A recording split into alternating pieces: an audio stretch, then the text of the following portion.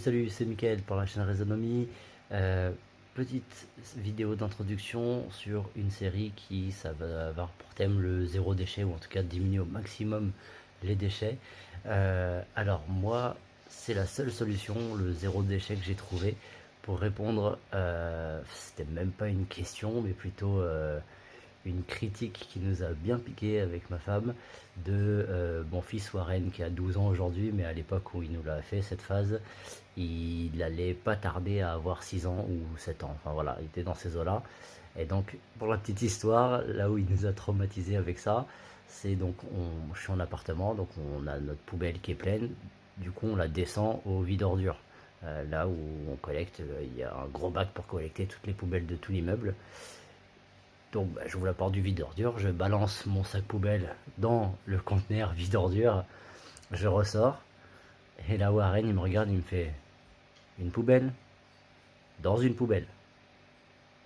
Et il se barre. Voilà, le gosse, en une phrase, il m'a fait comprendre, j'avais quoi à l'époque, peut-être 31 ans par là. 31 ans que je vis, et à aucun moment j'ai trouvé ça débile de mettre une poubelle dans une autre poubelle. Cette poubelle-là finira dans un camion poubelle, avec d'autres grosses poubelles qui contiennent d'autres poubelles. Et ce camion poubelle-là va aller déverser ça dans une autre grosse poubelle à ciel ouvert. Et après, on ne sait pas trop ce qui se passe. Si on sait ce qui se passe, il y a une grosse partie qui se retrouve dans la mer. Voilà, une autre partie qui est cramée et qu'on s'en prend plein les poumons. Enfin bref, donc on fait tout ça d'efforts pour au final que ça se retourne contre nous. En plus, on paye des taxes de ramassage, des taxes de recyclage, des taxes d'emballage, des taxes carbone, etc., etc. Donc,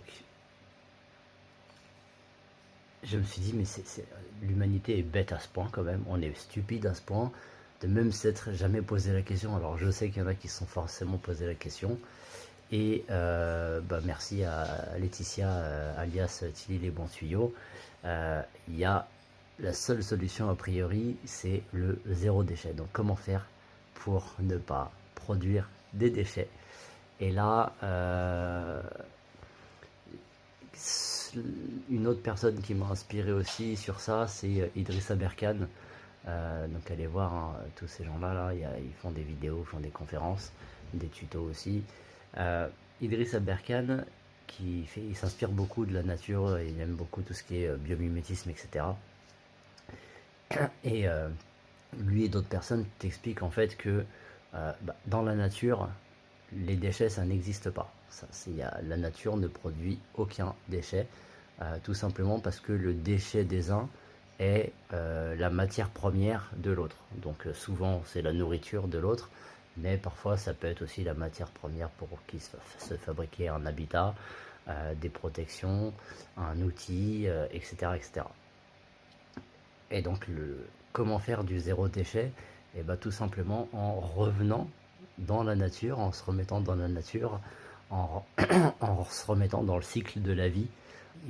Il faut absolument se retirer de la tête pour pouvoir vraiment comprendre qu'on n'est pas censé produire des déchets et que le zéro déchet, c'est pas un truc, waouh, comment on fait? C'est comment on a fait pour produire des déchets. C'est juste ça en fait. Comment on en est venu à produire des déchets, puisque que tu crois en Dieu ou en l'évolution ou au hasard, il n'y avait pas de déchets jusqu'à il n'y a pas si longtemps que ça en fait. Quand tu prends la taille, l'échelle de l'apparition de la vie sur Terre, l'apparition des déchets, elle est très très très récente. Au Moyen-Âge, les gens se battaient pour récupérer la merde dans les rues, parce que c'était pas un déchet, même la merde humaine, tu vois, même les excréments humains, c'était pas des déchets. Ça servait à quelque chose. Voilà, et à quel moment on nous a mis dans la tête qu'on pouvait produire des déchets? Et du coup, ça fait quelques années que j'y cogite, hein, parce qu'à l'époque, je dis, Warren, il avait 6 ou 7 ans, pas plus. Et aujourd'hui, il en a 12. Et en fait, je pense avoir trouvé en tout cas un bout de solution, un bout de comment on en est arrivé là. C'est avec le concept de chaîne alimentaire. Tu sais, où on t'explique que l'être humain est au sommet de la chaîne alimentaire. Alors que c'est débile, c'est pas vrai, c'est totalement faux. L'être humain n'est pas au sommet de la chaîne alimentaire, puisque la chaîne alimentaire n'existe pas. Il n'y a pas de chaîne alimentaire sur notre planète. C'est un concept qui n'existe pas, qui n'a jamais existé et qui n'existera jamais.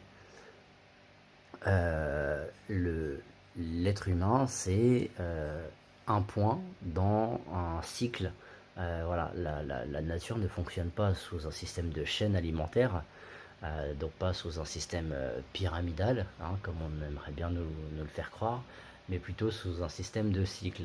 Alors pourquoi on a cherché à nous faire croire que la nature fonctionnait de manière pyramidale? Parce que les gens qui nous dirigent fonctionnent de manière pyramidale, et si on te met dans la tête que dans la nature fonctionne avec un système pyramidal, c'est-à-dire une chaîne alimentaire, alors quand tu arrives dans la société moderne occidentale, tu remets pas en question le système pyramidal qu'on t'impose un peu partout. Parce que tu as l'impression que ça vient de la nature. La preuve, l'être humain est tout en haut de la chaîne alimentaire. Et quand on te le représente, c'est souvent sous une forme de pyramide, parce que nous, on mange des grands prédateurs qui mangent d'autres bestioles plus grosses, qui mangent plein, etc., etc. Bref, donc ils appellent ça une chaîne alimentaire, alors qu'en fait c'est plutôt sous une forme de pyramide. Mais tout ça c'est faux, c'est un cycle, tu vois. Mufasa il nous l'a bien expliqué dans Le Roi Lion.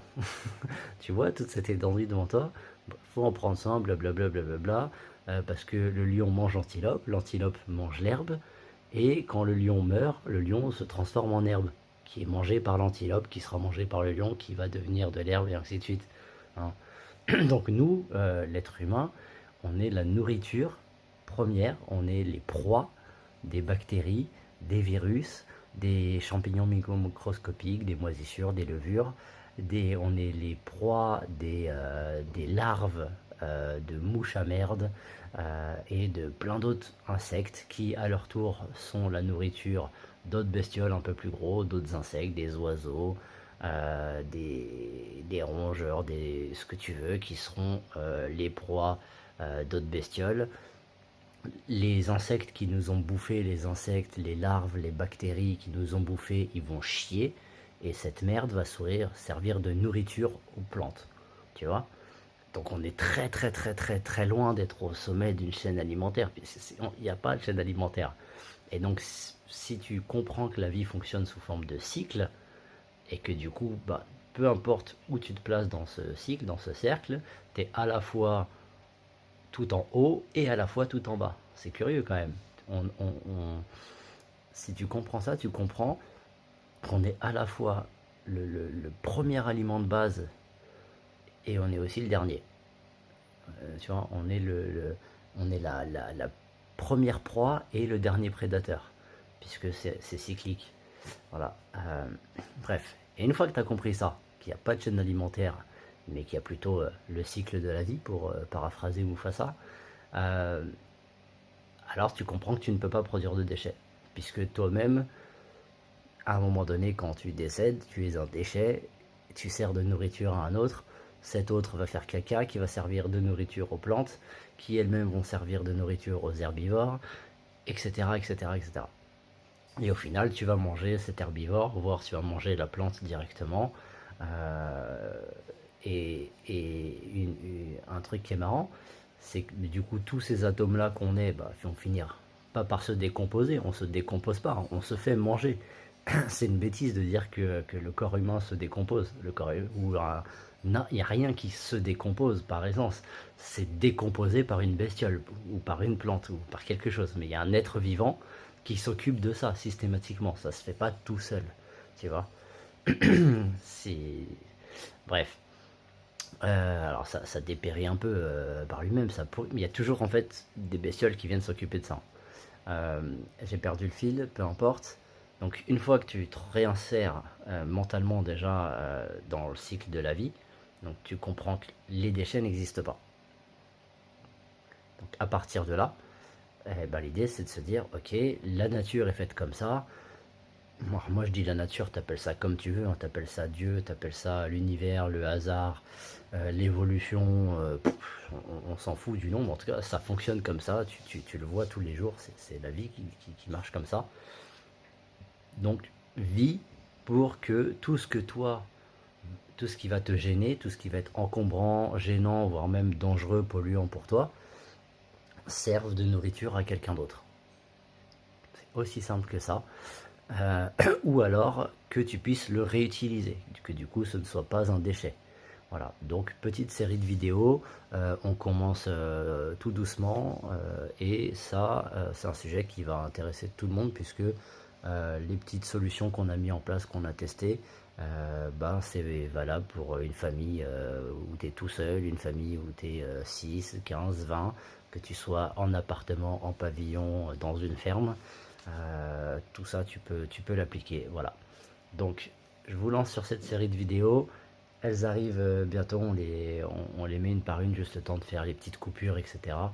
Et de la monter, de les publier, que Facebook les analyse. Bref, je vous dis à très bientôt sur la chaîne Raisonomie, comme d'hab. Un petit pouce bleu, tu commentes, tu t'abonnes, tu partages. Allez, salut, bye.